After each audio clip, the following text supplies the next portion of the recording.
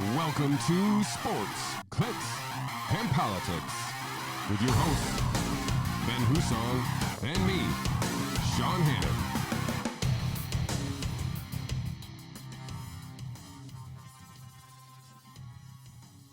Welcome to episode 18, I think it is, of Sports, Clicks, and Politics.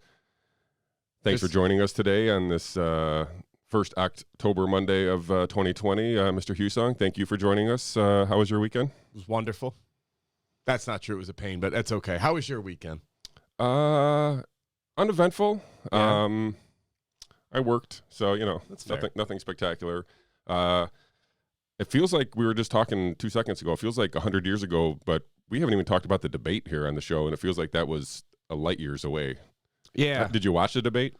Unfortunately. See, you know what the problem was? I know you watched the debate. You live tweeted the We debate. agreed that I would live tweet the debate. Yeah. And, even throughout the entire thing, all I could think was, how did I get talked into this? It was fun. Oh, I enjoyed it. It was awful. It was just Your so commentary brutal. I enjoyed. Yeah, Well, the thank debate you. was terrible. From the get-go, right? It started out bad. And then and I kind of expected that, admittedly. It got a little worse, and I thought, all right, it's fine. But I don't exactly know when we fell off the cliff, or if it was really a cliff or just a gradually increasing the speed on the way down. But at about the 1 hour mark is when I kind of broke a little bit mentally of like, what are we doing in our world right now? Like, what is wrong with us as a society that we've got these two idiots and this idiot in the middle questioning them about nonsensical stuff that doesn't matter? And here's what I was genuinely angry about. Shawn, did you catch any of the debate? I did. Okay, let me just ask you a few things. What would be Joe Biden's plan in the Middle East strategy-wise if he were elected? I don't think that was discussed. Mr. Okay, that Hussong. could have been discussed, though, right? I think that would have been an important discussion point. So sure. at what point what would Joe Biden's metrics be for reopening the economy and allowing businesses and schools to reopen? Where does he stand on that? I don't think we discussed that either. Mr. Interesting. That might impact people's lives a little bit. Now let's talk about, in general terms, how about foreign aid? Where do we stand on those things as far as spending? How about borrowing money? How about zero. tax increases? How about agency increases, as long as we're going to start offering a public option for health insurance and we're going to offer free community college? Mr. Hussong, whoa, stop. Are you trying to suggest that there was nothing substantial talked about at the debate? We did hear Donald Trump somehow screw up his 15th rendition of trying to condemn white supremacists, which is mind-boggling that we had to talk about it, number one, that he screwed up the answer, number two, and that it was even that the fact that they brought up the Charlottesville thing as an indication is just, look, this has been disproven so many times that if you want to accuse the president of racially charged or racist behavior outright, fine. That's fine. Stop using that as the example. It's not an example. He specifically condemned the two groups in that thing. He said, not the neo-Nazis, not the white nationalists. They should be condemned totally. And now I'm looking at this, and it's getting brought up 3 years later. And I'm looking around at everybody else that's parroting this claim like, are you not bothered that this was reported this way to make you believe it, even though it specifically said in the comments, this is what I'm condemning? And we're talking about it. We didn't talk about anything else. Hey, Donald Trump, what is your plan for how to handle Syria and the Middle East? What's your game plan for Afghanistan? What is your game plan for the troops still in Iraq? Like, what is your plan for phase 2 of your tax cuts? What's your plan for reopening the economy? These are all things that actually matter to people, like day-to-day life. No. Instead, we've got, oh, by the way, court packing. Where does Joe Biden stand on adding Supreme Court justices? To be determined? He didn't answer the question. Right. No follow-up. No nothing. No, like, hey, the people want to know. No. Oh, no, Joe said he didn't want to talk about it. Okay, let's move on. Yeah. Like, the questions were idiotic. Yeah. All we got to hear about was Donald Trump try to score points. Joe Biden tried to score points with campaign slogans and personal attacks. We found out they're both idiots, so that's fun. And Trump pays no taxes. What did I learn from what I didn't already know? That's the question. There was nothing that I learned at all. It was legitimately like a Twitter debate, but worse and on national television. So completely unproductive for any kind of moving forward progress for the country. It probably set us back more than it helped us. Between that debate and the next debate, I feel like the president actually might have died for 2 hours on Twitter, because I feel like that's what everybody was saying anyway. But apparently now he's going to be released from the hospital. If you guys don't know, I'm sure you do know that the president and First Lady were both diagnosed with COVID. And the president, out of a abundance of caution, went over to Walter Reed Medical Center and has addressed the nation a couple times since then. Was out in a car too. I saw that he kind of left the hospital. I heard about how he was endangering the lives of those Secret Service agents. Yep. So, do you think there'll be a second debate? And if so, do you think it'll be virtual, or do you think it'll be just like the other two, and Mr. Trump and Mr. Biden will both be in the same room together? I don't know. Honestly, I don't know if there will be a second debate. I would imagine there will be. October 15th? Yeah, I don't know if there will be 3. How's that? There might be another one if they delay this one. I'm not sure. I guess here's my... Nobody's getting their minds changed by anything they're hearing at this point. I love when they bring out these supposedly undecided voters. I think right now less than 4% is supposedly undecided. There I'm not even no sure who that 4% is. That is the rounding error in the study, okay? Because there's no way you're undecided. Here's your thing. You're either voting for Trump, you're voting for Biden, you're not voting, or you're voting for a third-party candidate. Nobody is going back and forth on like, man, they both make really good points. I see both sides. Either way, I could go either way. I'm good. Nobody's doing that. I've yet to hear that conversation. Listen, I've made it perfectly clear. I honestly don't care who wins this election. I just don't. I'm so far checked out at this point. I can't stand any of the major candidates. I can't stand the major parties. I don't care any longer. Yeah. Because whoever wins, and life will go on. Yeah, and that's kind of how I feel too. Like I unfortunately have to pay attention to a little bit of national politics, but I try to minimize my exposure to that as much as I possibly can and focus more local and state level. And well, thank God that's going so swimmingly well this year. I wouldn't say that. I definitely wouldn't say that, but it's kept my attention for sure. Come on. I don't know. Do you want to talk about New York State before we're going to flip the entire thing around here. We're going to start with politics and go to sports. Okay. Yeah. We'll just go all over. Good that you did all that show prep. Yeah, and got I want to do. Slides ready. I haven't thrown anything yet. We're just rambling. So, let's switch to New York and COVID. I want to start. Let's start with the Finger Lakes Daily reporter. So, Lucas Day, who I emailed and thanked him for this question. And he promised he would keep my follow-up suggestion archived for if the governor ever calls on him again, which I highly doubt now. But he asked the governor about his executive order and how it may have impacted the deaths in nursing homes. And after a long tirade from the governor's in his response, ended with, it didn't happen. It didn't happen multiple times, saying it never happened. So that was fact-checked a couple times, including all the way on CNN. That's when you know you're screwed right. up. If your brother's network is now kind of making putting you in your place, then maybe you've crossed a line there. And his spokesperson has walked it back, saying he was referring to the actual overrunning of the hospital beds. He said never happened, but that's not how it was reported, and I don't think that's necessarily what he meant. Did you actually? Did you listen to the press conference response? Yeah, I heard that part of it. Yes, I didn't listen. I can't listen to the whole things anymore. It's just too much. But yeah, I heard that, and it's an absolute lie. Of course, that's not what he was saying. Right, and in that, and this is the kind of the where he just clearly lying to everybody. So he boasted within that we're 46th ranked. So that's correct. So he's not lying about that. But the way we tabulate our nursing home deaths is different than the other 49 states. So it's not really, there should be an asterisk next to our death count.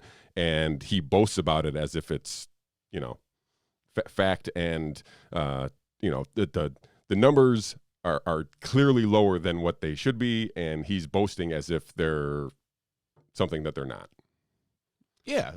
This is unjustifiable. I'm sorry. It's inexcusable. So, there is no way to walk this back, because as soon as the Department of Health came out with their response of they were analyzing whether it could have in fact been Governor Cuomo executive order that caused this kind of death, And they actually cited in there, New York State is doing well in nursing homes. We're ranked 46 out of 50 or whatever it was at the time based on this data. Now, they knew full well they were counting the data differently. You can argue whether we're doing it right and everybody else is doing it wrong. Should people that leave nursing homes and die in hospitals count as hospital deaths or nursing home deaths? Either way is fine. You can count them either way.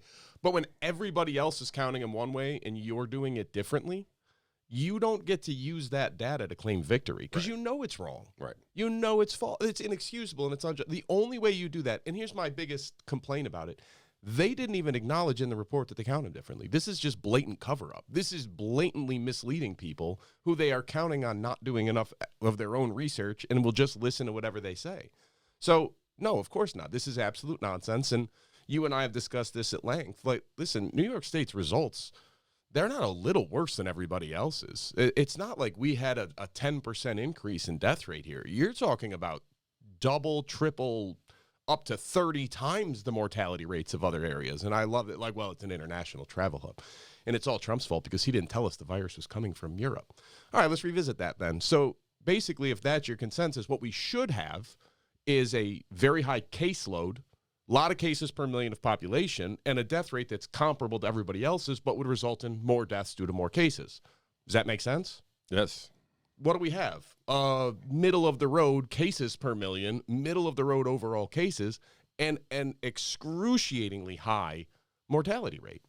Doesn't make sense. That's not cause and effect.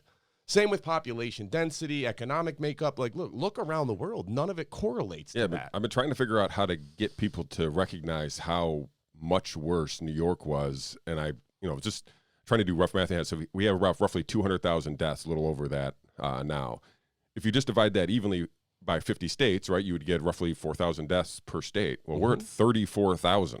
So take that number. Take New Jersey's 16,000, I think their number 16, is. So now you're at 50,000. So now you're taking the remaining 150,000 deaths, dividing that among 48 states. And now do the math. It should show you how distortedly wrong New York and New Jersey got it, or how bad they got it.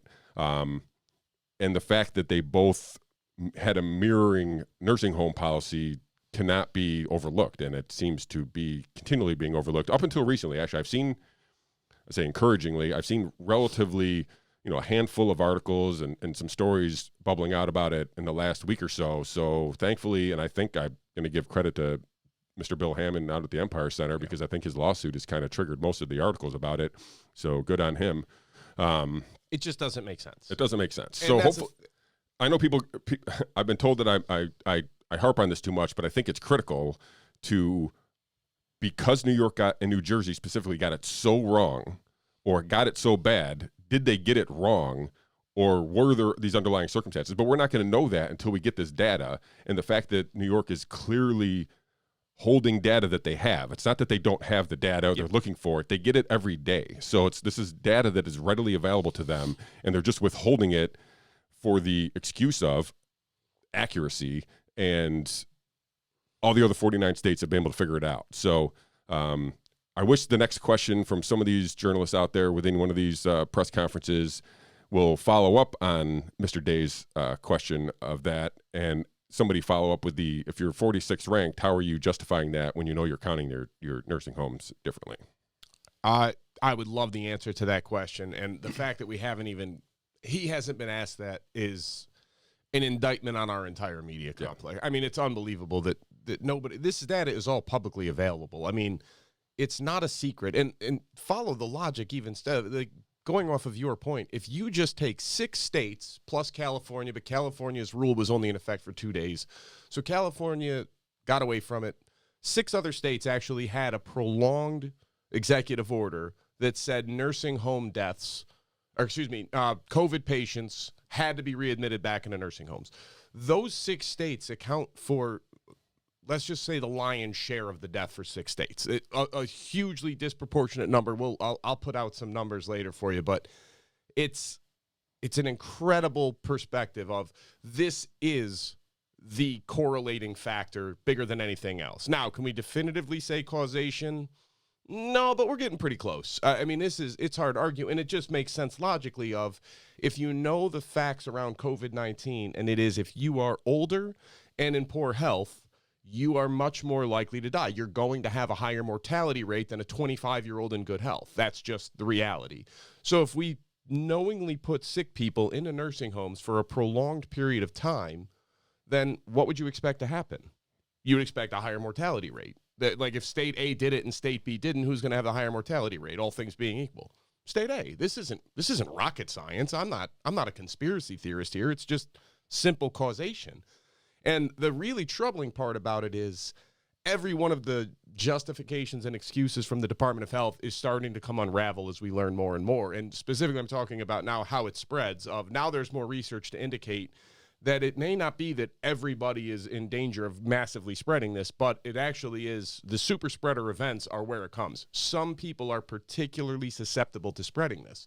So a lot of times you probably could have avoided a lot of the excess nursing home deaths if you would have stopped that executive order after 2 weeks. The fact that was in force for 6 weeks, you want to blame that on the family members and the people working at the nursing home and say, well, they already brought it in. Yeah. Okay. And I said, and they changed the order, right? So, like, clearly somebody got into them and said, hey, this is wrong. You need to fix this. And they not only changed the order, then removed it from their, anywhere you can find it. So you ought to know, by the way, in Michigan, why it's so hard to get numbers out of Michigan on the nursing home deaths and why you and I have talked about this before. Michigan's numbers don't make sense. They don't. Their nursing home deaths are similar to New York's. And I finally figured out why. I don't know if you heard this yet. Tell us. I'm surprising everybody here. They're only releasing data from public nursing homes, which only account for about 10% of their overall nursing homes. Right. That's what they're using as their total count when they say nursing home deaths, is only the publicly available one, only the ones that are run by the state. They're not counting private nursing homes. Yeah. Like, guys, how are you not outraged? If you live in these states and you're looking at it and you're cheering on these politicians, how are you not even a little bit perturbed that they are at best case scenario, as favorable of a understanding as I can give to Andrew Cuomo? He's covering up the data that he knows is bad. Listen, if it was good, he would be bragging about it even more than he is now. He just, likes to slip that 46th into the discussion when need be. But if he was doing well, even if he was doing average, then he would be boasting that he did something great. So let's take that and turn that into what we're learning a little bit about the first, some information we're learning about schools reopening here. We both came across a little bit of piece of data here from the National COVID Dashboard here that shows schools that have reopened, either in person, hybrid, or limited, and then remote only. They're giving out the percent of group with confirmed COVID cases from the students and the staff. You can see this little graphic I put up on the screen here. If you don't, the one thing that I noticed was that there's almost identical staff infections amongst all three of these schools, right? So the in-person, the hybrid, or the remote, there's virtually no difference on the staff infection rate. Mm-hmm. So now, why would that be, Shawn? Well, I'm thinking that there probably is not a big spread. The kids don't spread the disease. Is that possible? I mean, it's only what we've pretty much known conclusively since roughly April. And it shows that there's no increased risk for being in person, which is obviously the biggest takeaway I feel like from this whole thing. Again, and the students is, again, minuscule and almost negligible between the two. So I don't know. How do you think schools are handling COVID, Mr. Hussong? Oh, my God. You're just trying to upset me today. Honest to God. So, listen, to hit on the case, and then we'll go through my real-world example of dealing excellent. This is with this awesome. Ridiculousness. So, basically, if your concern is, well, the students are going to get it, we can't risk the health of our students. Number one, children are generally speaking, 99.9% are asymptomatic, show no symptoms, don't get sick. That's what every piece of data will say. The overwhelming majority of kids never show a symptom, don't get sick. They are at a phenomenally low mortality rate when it comes to COVID-19, and they do not spread this virus well. That's what the vast majority of the evidence would indicate at this point, and it has been indicating that since April. Now you get every now and then a flyer study that says, no, we've proven that they can spread it. No, they can't. So now you're seeing more data to support what I'm going to call the overwhelmingly likely conclusion, which is students and young children if they can spread it, cannot do it efficiently. So let's put that aside. One extra case of a student getting COVID-19 per 544 students, that's the increase from going a hybrid to going full in-person school. Shut it down. I mean, obviously, in-person school is better. Every person acknowledges this and recognizes this. The argument that it's not worth the risk is falling apart. Now, the people that say, well, the real risk is the staff, and we're going to ask our teachers to serve on the front lines and risk their health and safety. Okay. Now you're seeing data that shows zero difference between whether they are doing full remote learning or full students in the classroom. No difference. No increased risk, no increased cases, no increased anything. Again, what are we doing? Like, we have ignored science, we have ignored data, we have ignored research, we are listening to politicians and anybody else and ignoring the actual facts on the ground, which is we're shutting down these schools for nothing. There's no benefit to this. It's the same with lockdowns. It makes you feel better. Are we going to have to break the calendar of science into like they did in the like BC AD, and it's going to be pre-COVID, after COVID? All the science before it was this, and all the science after it is that? Yes. It feels like we're coming to that. There's been a split. It's unbelievable that people are still relying on stuff that came out back in March and ignoring everything that has come out since then. And in March, the answer was always, well, we just don't know. There's so much we don't know. Like, you're right. There was. We know so much. Is there still stuff we have to learn? Absolutely. We should never stop. However, we know enough now to say that school closings, business shutdowns, and quarantining healthy people have not helped. They're not having any impact. They're not helping people, and they are actually causing very real damage to people and to lives. It's costing lives to do this, and it's not impacting the coronavirus. Now, this is the stupidity that we are dealing with now. So bear with me. I'm going to tell you a little personal story. I wish I had a violin. I hate this. So anyways. This is actually good. This is Buckle up. Ridiculous. So on Wednesday of last week, my 7-year-old son went to school and had a little bit of a cough. We didn't think much of it, sent him to school. He usually gets that around this time of the year. He gets a little stuffy and coughs. No problem. We get a call a few hours later. Got to come pick him up because he's got a cough. All right, fair enough. Bring him home. Watch him for the day. My wife and I both work from home, so it works out really well in that case. We're very fortunate. So we watch him and we listen, and he doesn't cough. We're like, okay, I guess he's better. Great. We send him back to school. The stuffiness sounds better. We're not hearing coughing. We send him to school the next day. They call us again. Got to come pick him up. He's got a stuffy nose. He was blowing his nose at school. Okay. Oh, and you can't bring him back until he has a negative COVID test. So I got to take him to the doctor. And then I got to take him to the community health center to get a COVID test. On a drive up, they reach in and swab them, and then we go. Like McDonald's? I mean, kind of similar, except in a dystopian nightmare. So we do that, and we go back, and I'm driving him around, and I was with him for about 4 straight hours. He never coughed one time. I didn't hear him really sniffle much. He sounded great. He was really happy, having a lot of fun. Like, I was mad at him. Like, do not cough at school ever again. I'm not kidding. So ban coughing. I get home, and then my wife and I talk, and she says, well, they're going to take 5 to 7 days to get us a COVID response to this test. We're not going to have a response till the middle of next week. I'm like, awesome. So it's Thursday now. So I take him to Golisano after hours, and we get another COVID test. This one is back the next day. Great. So we get it back, and shockingly enough, for my 7-year-old son who coughed, it was negative. Great news. Dodged a bullet there. So we sent him to school the next day. Now, admittedly, we did not have the results in hand. They were going to fax them over to the school that morning. I decided that was dumb. So we dropped him off, and I sent him to school because knowing the results were negative, knowing this was all there. So they call us and say, well, he blew his nose. He's got a runny nose. We're like, he's got a negative COVID test. We just got it yesterday. Well, we don't have it in hand. Like, it's coming. Well, and so my wife, again, stops working, goes in and makes all these phone calls, finally gets the results sent over to the school. And we're like, all right, great. Now this is settled. 20 minutes later, they call and say, we got to pick him up because he has a runny nose. He has a negative COVID test in his hand. They have it. They're looking at it. He doesn't have COVID. They sent him home from school again. And so we went in, my wife went and picked him up and said, what is going on? And she said, well, the doctor's note said you need to have the symptoms go away and a negative COVID test. Like, well, what are the symptoms? Because he's with us all the time and he didn't cough. Like, we didn't hear him cough all day, and he's not Well, he blew his nose. And so my wife actually asked, like, so you're telling me blowing your nose one time is symptomatic? And she said, yes. Blowing your nose as a 7-year-old kid wearing a mask all day in a classroom or coughing is enough to send you to the nursing at home. Listen, I appreciate my school district. I appreciate how hard everybody is working to make this happen. This is crazy.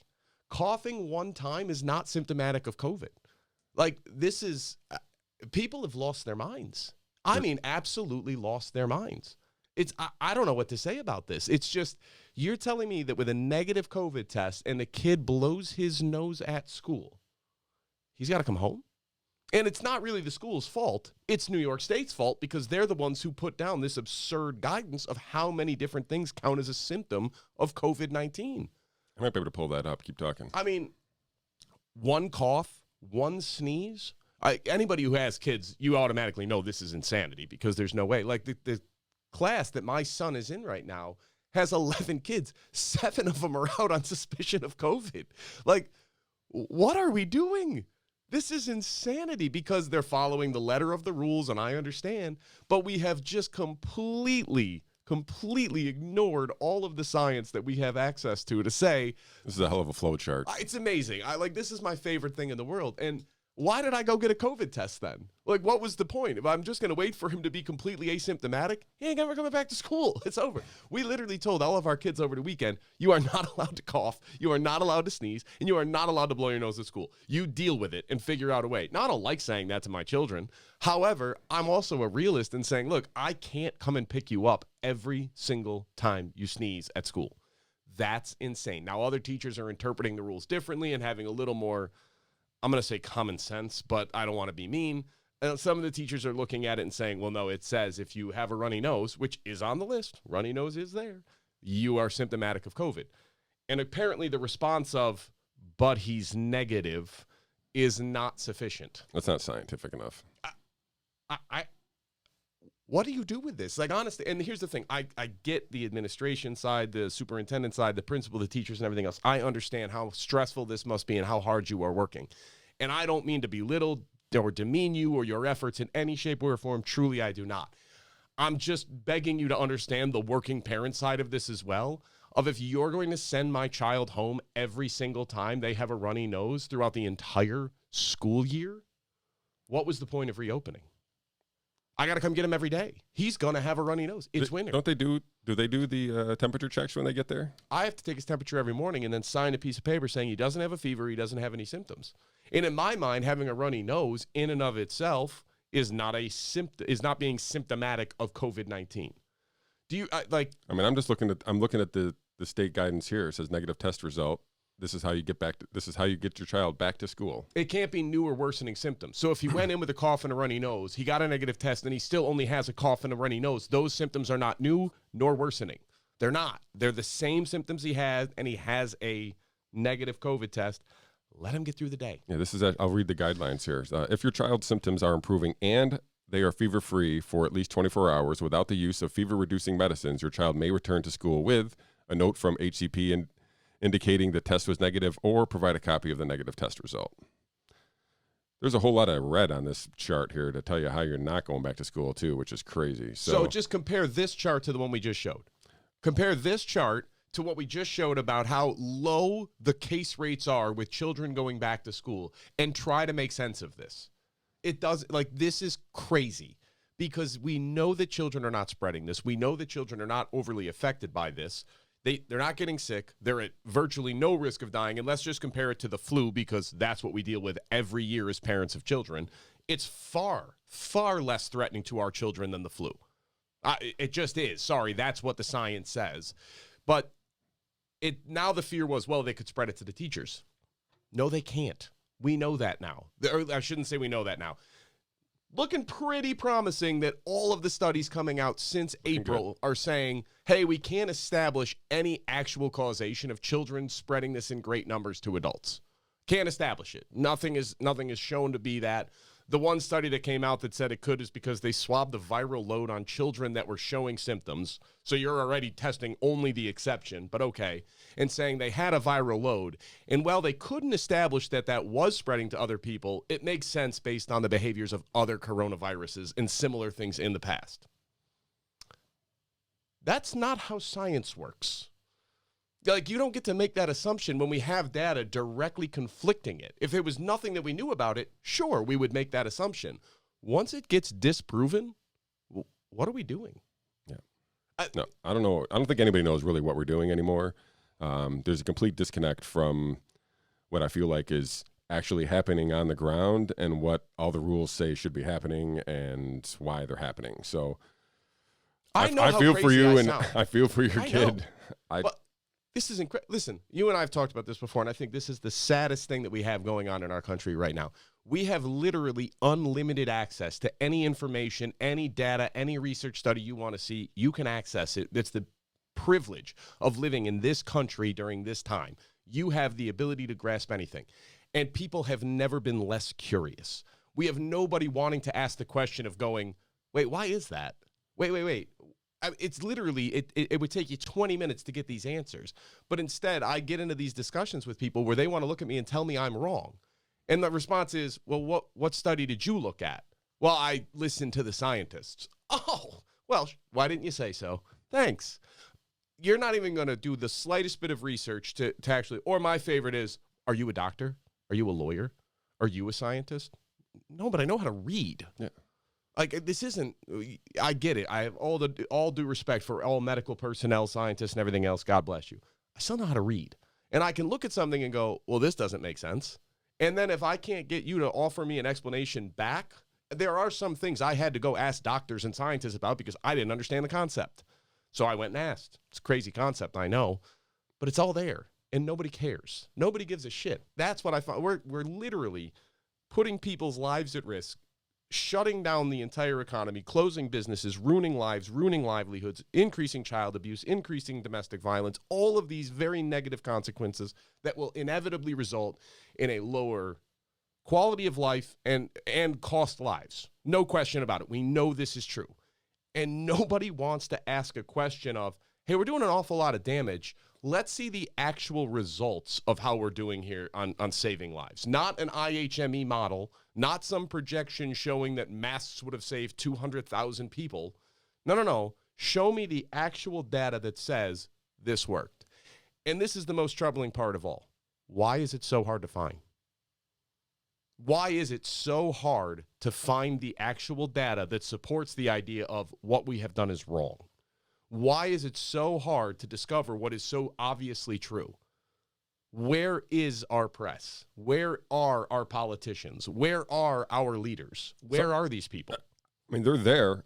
I don't think they're informed enough to ask the right questions. That's why I was, kind of taken back when the guy from the Finger Lakes Daily, Lucas Day, asked the question. I was like, finally, somebody actually asked the question.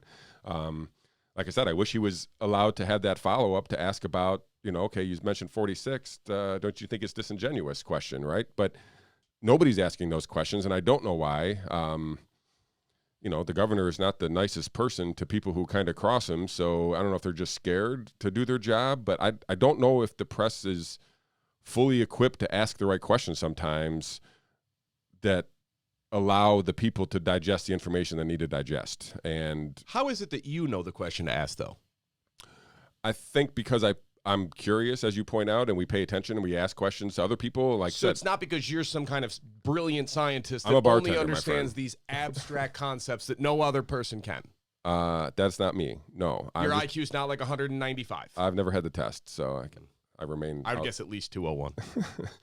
I don't know. Like I said, if I wish I knew how to figure this all out and tried to get information out in a way that wasn't politicized, because I feel like that from the beginning, this thing has been a political football, and it's been just thrown back around. It's just crazy to me. And I don't know where we're going, which is the sad part. It doesn't feel like it's going to end anytime soon, and I feel like the emergency powers order for Cuomo doesn't end until April 21st. So unless something happens from the legislature between now and then, we're dealing with the governor dictatorial powers from now until April 21st, and I'm genuinely scared about that more than anything else that I've seen in this whole time. So I just don't know where it's going to go, and I'm relatively scared about that, I guess, more than anything else.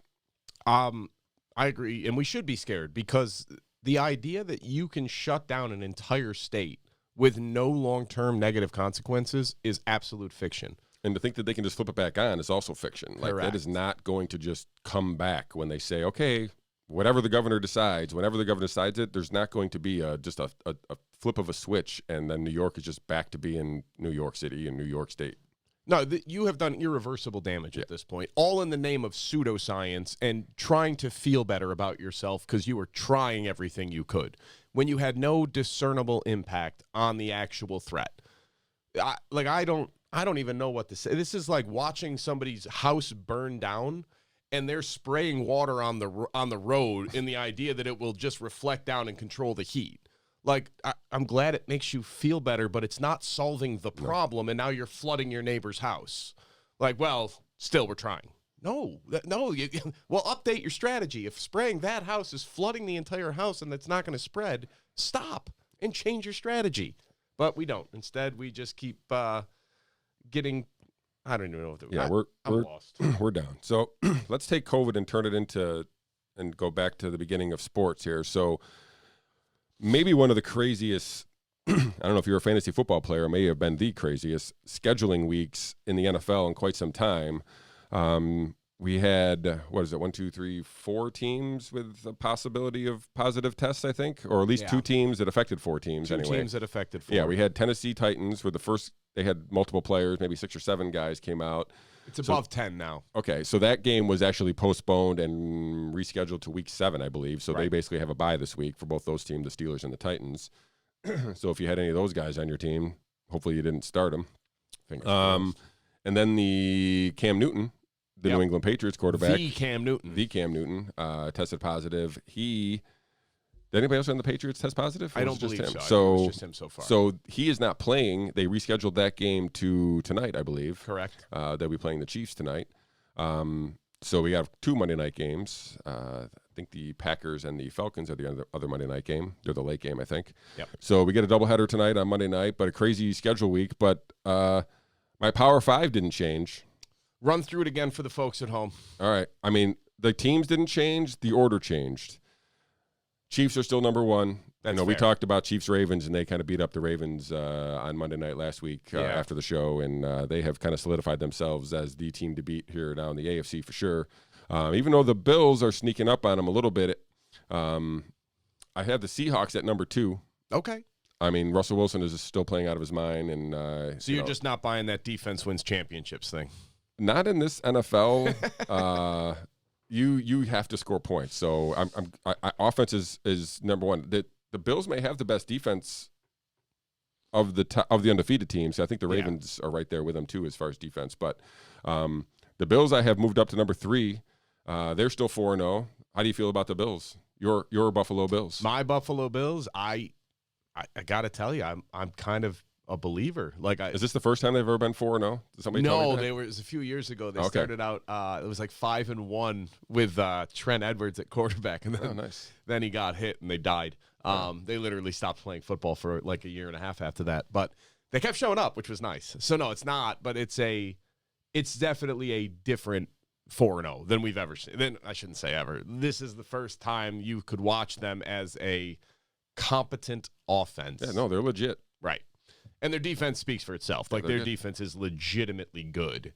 And their offense now with Josh Allen, I mean, Josh Allen threw the ball away 3 different times in this football game.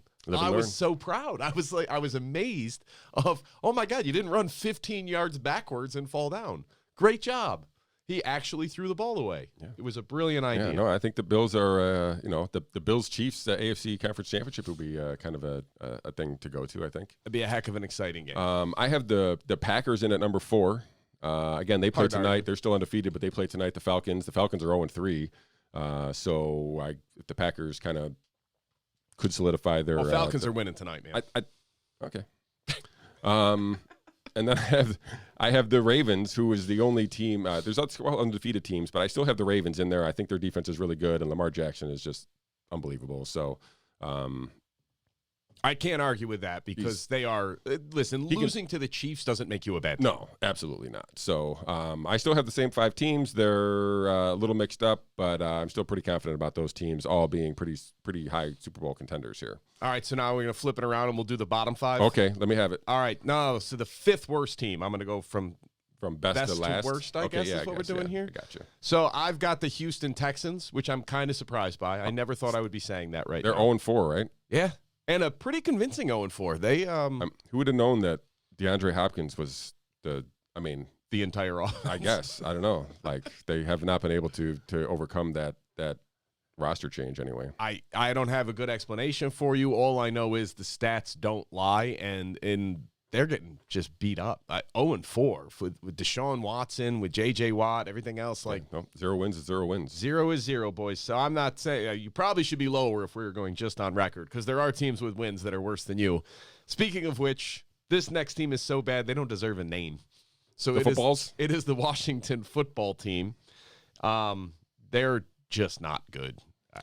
I think their defense, at least their front 7, probably is pretty good. Mm-hmm. Their offense is, going to be wildly inconsistent. I still don't know that they have their quarterback yet or not. He's slinging the ball around, but there's a lot of concerns. Yeah, they just haven't figured it out yet with him, and whether or not they do, I don't know. I kind of agree that they should be in the bottom 5. Yeah, the next worst team I have on here is the Denver Broncos. Congratulations on your huge win Thursday night over the Jets. But still, they're just bad. They are not a good football team. They have too many holes. The injuries got them. Yeah. It's hard. If you haven't figured out your quarterback, it's hard to win games. So right. When you went into this guy touting him as the ideal backup quarterback, and now he's the guy that's the starter, you're not in a good spot. The second worst team is your New York Giants. I know you don't really like them, but I like saying that because you live in the state. They're just, again, there's nothing there. Yeah, no. It's amazing. One player makes that big of a. I'm assuming they play each other. I still haven't checked that, so we're gonna get we're eventually gonna get a worst of the worst. I can't wait. Tie. Because obviously the number 1 worst team in the NFL right now is the New York Jets. This is a historically bad team. They can't. Literally the only thing they do well is they stop the run. That's it, and they're not even that good at that anymore. But they're pretty good. That is the best thing I can say about them, is that they do a good job stopping a run, and Jamison Crowder actually looks like a legitimately good wide receiver. Yeah, he's good. Their best player is probably the 50-year-old Frank Gore. Listen, you're right. I can't argue with that. And Sam Darnold will go down unless something changes drastically as just a casualty of horrific coaching, terrible front office moves, and sacrificed for the 5-year plan. It'd be nice to see him get out of there. Like, if they could, I'm thinking just in my own selfish ways. Thinking the Steelers have a aging quarterback themselves. They could figure out a way to pry him away from the Jets and see if they could kind of correct him, remold him into what he was coming out of college. He's still super young. I feel like he's only like 22 or 23. Right? Yeah, he came out as like a 20-year-old, right? I want to say this is his 4th year in the league. It's either his 3rd or his 4th. Yeah, I think this is his 3rd. But I feel like he came out like really, really young. Yeah. But anyway, so I don't think his career is over by any means, but no, it's going nowhere on the Jets. Right.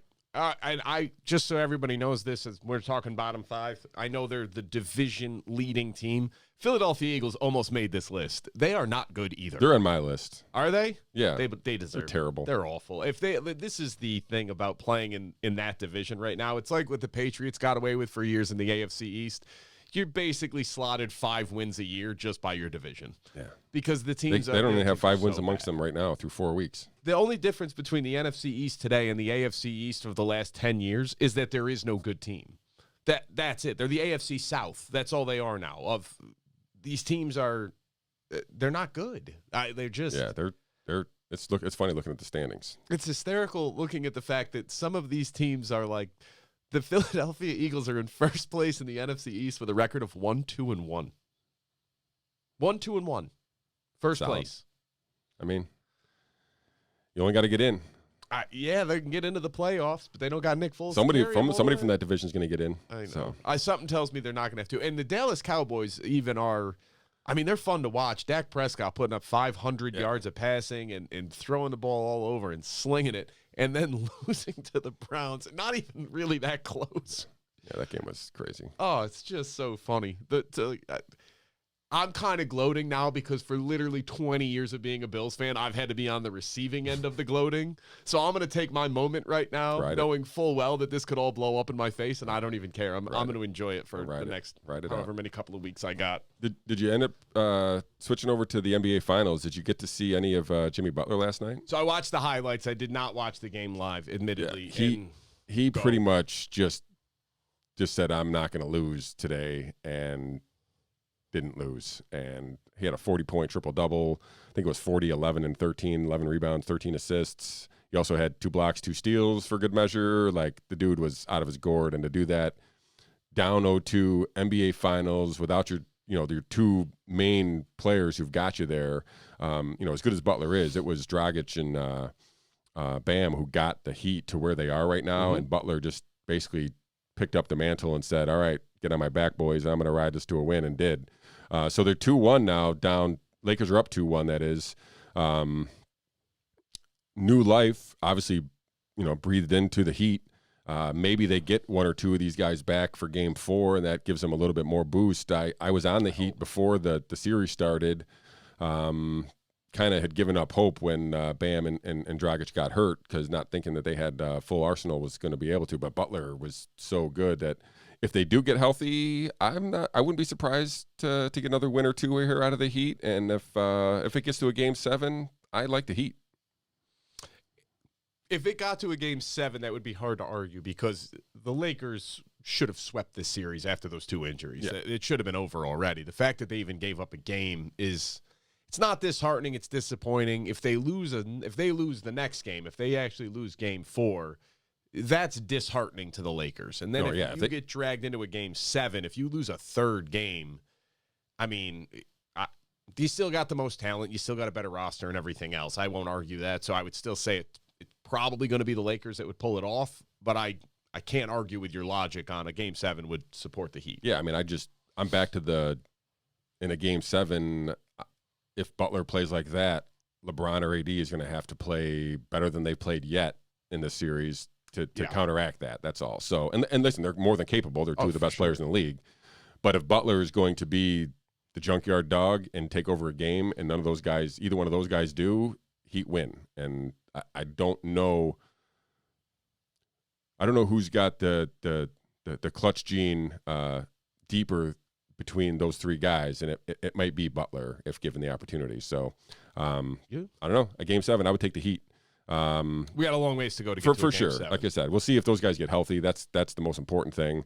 And if they do, I think we have a series. Sure. Which will be fun. I know we haven't talked about this too, and we didn't even prep about this too, and I haven't looked at anything, but I know that the baseball playoffs started. They did start. I forgot about that. We didn't talk about that last week. I think we moved on from baseball. Yeah, the Yankees.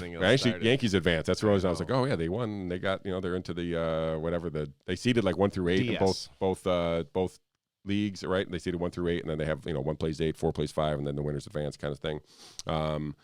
So I feel like the Yankees are playing the Rays. I don't know any other matchups because I forgot that baseball was even being played. So the Yankees are playing the Rays with no days off for the series, which I found interesting. Even for travel days or anything else, it's just straight. So they're playing in San Diego. Oh, don't do that. They're playing in San Diego in like a bubble. So there's no travel. They're just all playing back to back. Yeah, and I think the other teams might be playing there as well. I just don't know exactly how it's all slotted out. Interesting. So, yeah, so baseball's playoffs are underway too. As we get closer to the World Series, I'll make sure we start covering that a little bit more depth so I can give you guys some better information other than the Yankees. Mr. Hussong, that's all I have on my list here. I did, going back away from sports and back to news a little bit, you sent me a nice little Ghislaine Maxwell article. Oh, my God. So disheartening. So I only skimmed through it because I wasn't going to make it part of the show, but I found it interesting that this was a recent article from the Daily Beast talking about how Ghislaine Maxwell had an intimate dinner with Bill Clinton in 2014. I think this was at a restaurant in New York City, was it? Yeah, I believe so. Did you know that the owner of that restaurant has killed himself? That's so weird. That almost never happens. Almost never.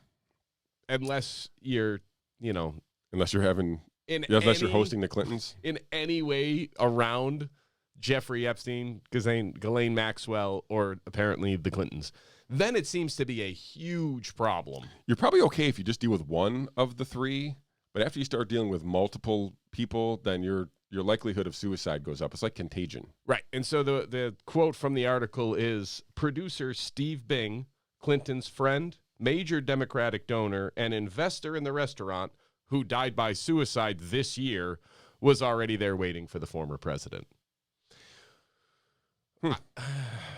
Well, yeah. Pick your friends. I mean, at this point, it just, like, what do you say? Nothing. Nothing at all. You just say it and you just wait for the next one. I'm so disturbed by, again, the absolute disinterest in these kinds of stories around it, and people just don't want to know. And I guess I understand to a point, but this is the kind of stuff that, I don't know, we used to have an industry where people just wanted to discover the truth. And like firefighters running to a burning building, they would go to a story and dig. And now we've evolved. I can't think of an industry that has more harmed itself with unforced, self-inflicted wounds than the American media. I can't think of anything that has done a worse job, that used to be held in such high regard and is now a laughingstock of what it once was, than the American media. It's absurd. Yeah, they don't even try anymore. No, they don't even. Yeah, that's it too. They have no interest in even pretending to try anymore. Everybody has a side. And listen, when I say traditional media, I'm not like excluding Fox News here. Now, I mean, all of these major media companies have their angle, their spin, and that's it. And they don't uncover truth anymore. They are no longer looking at the story. Now they're looking at the spin. Everybody is trying to figure out how to make it the other side's fault, or make it at least not as bad for their side. And that's really sad. I mean, the treatment, I don't feel bad for Donald Trump that he's getting treated roughly by the press. He should. They lie entirely too often. They do whatever's comfortable for them. They repeat this stuff. It's nonsensical. It's immature. It's gross. Hey, he deserves it.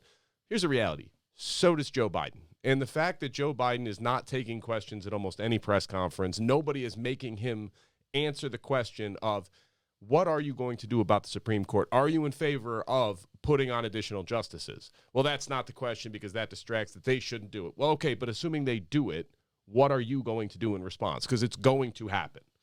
Nothing. Like, these are things that people actually want to know the answer to. Where do you stand on all of these other issues? What are you going to do for criminal justice reform? Are you going to take back your law that you wrote back in 1994? Which parts were wrong?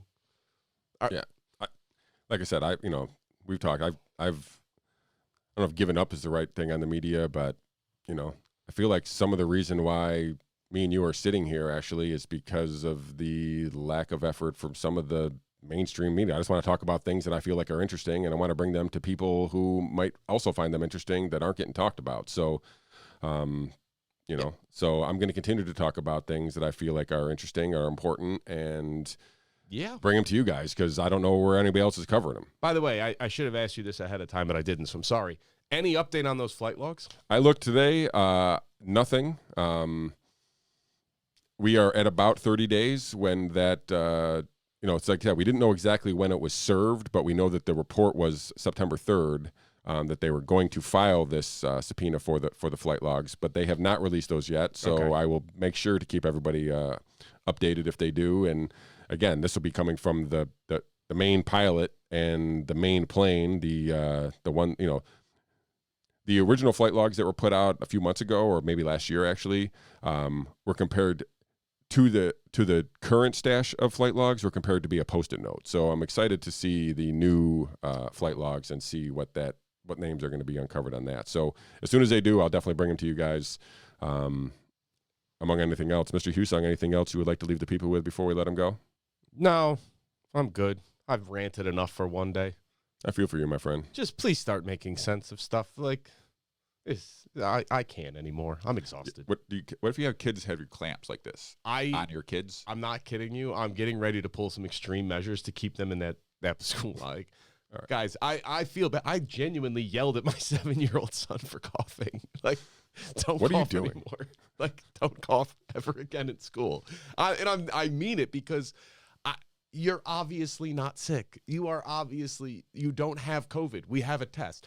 And next week, we're going to go into more detail on this because we have to. The study that just came out about PCR tests is remarkable. And again, nobody is talking about Zero this. people. So I want to do a full-on prep for this, put something together, and walk you through step by step. I've been talking to Dr. Doe about this a little bit. He's kind of giving me some background. I may try to get him on the show if he's available, but we'll talk about this for sure next time. So I'm going to give you guys a little teaser at home for this, and maybe you can even go do some research on do your some own homework. Get educated on it ahead of time.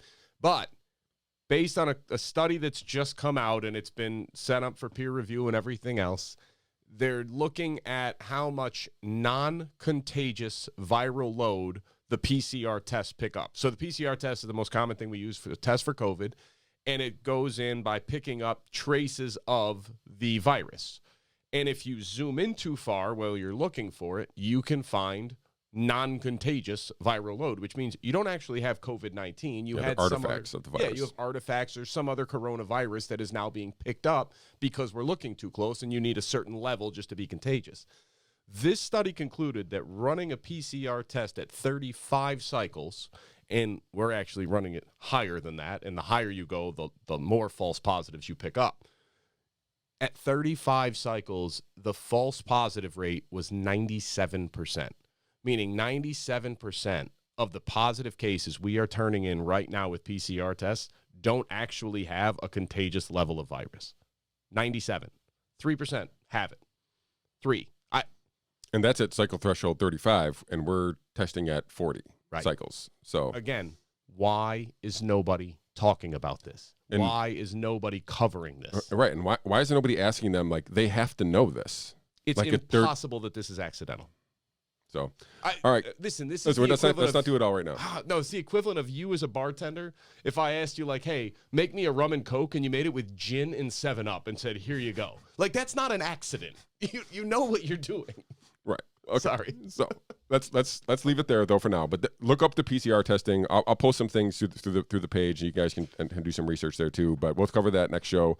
Let's leave it on that. Nothing else. Yeah, I'm good. Okay. I really want to go into that next time. All right. Ladies and gentlemen, thank you for tuning in again. We'll be back here again next Monday. What is it? October 11th? 12th. 12th for episode 19. Maybe we'll have a guest, but we'll definitely cover PCR testing. We'll recap the NBA Finals. Hopefully there's maybe a Game 7 to talk about. And we'll recap the NFL next week too. Ladies and gentlemen, thank you again. We'll see you next week. Thanks, guys.